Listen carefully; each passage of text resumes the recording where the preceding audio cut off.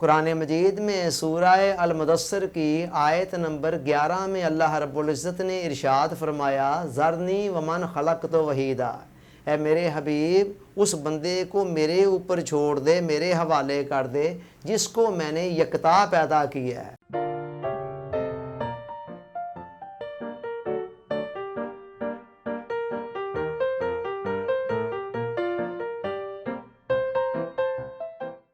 Dear audience, السلام علیکم۔ قرآن مجید میں سورہ المدثر کی آیت نمبر 11 میں اللہ رب العزت نے ارشاد فرمایا ذرنی ومن خلقت وحیدا، اے میرے حبیب اس بندے کو میرے اوپر چھوڑ دے، میرے حوالے کر دے جس کو میں نے یکتا پیدا کیا ہے۔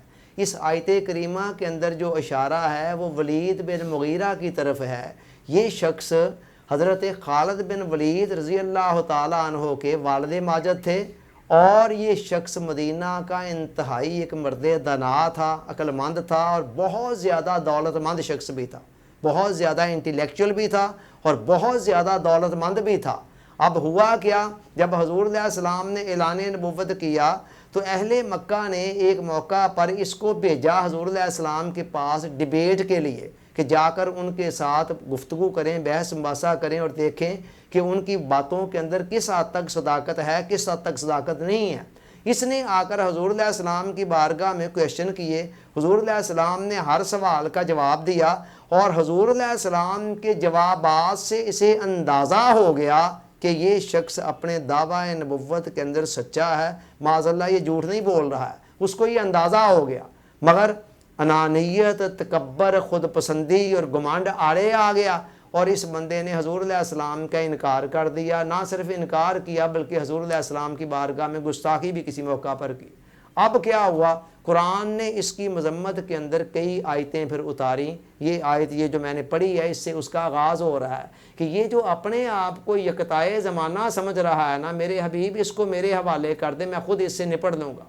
عام طور پر ایسے ہوتا ہے کہ اللہ رب العزت اگر کسی انسان کو وزڈم دے دیتا ہے، کوئی خوبی دے دیتا ہے، کوئی صلاحیت دے دیتا ہے، کوئی مال و دولت کی، ساز و سامان کی کثرت دے دیتا ہے، تو اس کے اندر ایک جھوٹا گمنڈ پیدا ہو جاتا ہے، ایک انانیت آ جاتی ہے، ایک تکبر آ جاتا ہے، اور وہ اپنے آپ کو بڑا یونیک قسم کا انسان سمجھنے لگتا ہے اور دوسروں کو حقیر سمجھنے لگتا ہے۔ یہ روش بالکل سراسر غلط ہے، بندگی کی روش کے خلاف ہے، اس لیے کہ اصل چیز قابلیت نہیں ہے، اصل چیز ہے قبولیت، کہ آپ اللہ کی بارگاہ میں قبول بھی ہو رہے ہیں کہ نہیں ہو رہے۔ اب دیکھیں یہ ولید بن مغیرہ کتنا قابل آدمی تھا، مگر اتنا قابل ہونے کے باوجود یہ اللہ رب العزت کی بارگاہ میں مقبولیت حاصل نہ کر سکا۔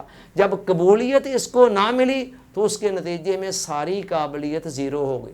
تاریخ ایسی مثالوں سے بھری ہوئی ہے کہ جہاں بہت ایک بندہ قابل تھا مگر قابلیت کے باوجود اس کو قبولیت نہ مل سکی۔ سب سے پہلی مثال آپ شیطان کی لے لیں، بہت قابل تھا، بہت گمانڈ تھا اس کو اپنی عبادت پر، اپنے علم و فہم پر، لیکن کیا ہے اتنی قابلیت کے باوجود بھی ریجیکٹ ہو گیا، قبولیت نہ ملی تو وہ قابلیت ساری کی ساری زیرو ہو گئی۔ اللہ حاضل قیاس آپ آگے آئیں، فرعون اپنے دور کا بڑا قابل آدمی تھا، ایسے تو نہیں اتنے سال حکومت کر گیا، لیکن قابلیت کے ساتھ قبولیت جمع نہ ہو سکی تو کسی کام بھی نہ آئی وہ قابلیت۔ اسی طرح حضور علیہ السلام کے عہد مبارک میں مکہ میں ایک بندہ تھا عمر ابن حشام، بہت بڑا دنا تھا، مرد دنا، اپنے آپ کو عقل مند سمجھتا تھا، لیکن جب اس نے اسلام قبول نہ کیا تو اس کا نام کیا رکھا گیا؟ ابو جہل، جہالت کا باپ۔ تو قابلیت تھی مگر قبولیت نام اس کے ساتھ جمع ہو سکے۔ اہم چیز قابلیت نہیں ہے، اہم چیز قبولیت ہے۔ تو لہذا انسان کو اپنی پرائرٹی جو ہے نا وہ قبولیت کو بنانا چاہیے۔ وہ قابلیت کے اوپر اگر نظر رکھی جائے نا تو انسان کے اوپر گمنڈ پیدا ہوتا ہے اندر کہ یار میں بڑا قابل ہوں، میں یہ ہوں، میں وہ ہوں۔ اور اگر انسان قابلیت کی بجائے نظر قبولیت پر رکھے تو اس سے انسان کے اندر عاجزی آتی ہے، انکساری آتی ہے، تواضع آتی ہے، جو کہ اللہ رب العزت کی ایک پسندیدہ صفت ہے۔ آپ دیکھیں تمام انبیاء کرام، اولیاء کرام، صلحاء عظام ان کو آپ دیکھیں گے جتنے مرضی کمپیٹنٹ ہوں، قابل ہوں، لیکن ان کی نظر اپنی قابلیت پر نہیں ہوتی ہے۔ حضرت ابراہیم علیہ السلام نے خانہ کعبہ کو تعمیر کیا تو تعمیر کر کے کیا دعا کی؟ اتنا بڑا کارنامہ سر انجام دے کر دھیان اپنی قابلیت پر نہیں ہے، بلکہ کہہ رہے ہیں ربنا تقبل منا انک انت السمیع العلیم، یا اللہ اس کو اپنی بارگاہ میں قبول کر دے۔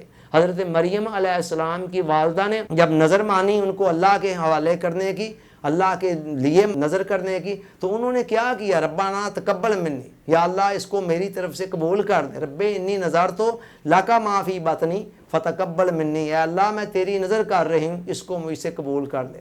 اصل چیز ہے قبولیت، کہ ہمیں قبولیت مل جائے۔ اب قبولیت کے ملنے کا ضابطہ کیا ہے، اس پر گفتگو انشاءاللہ اگلے لیکچر میں کریں گے۔ آپ کا بہت بہت شکریہ۔ السلام علیکم۔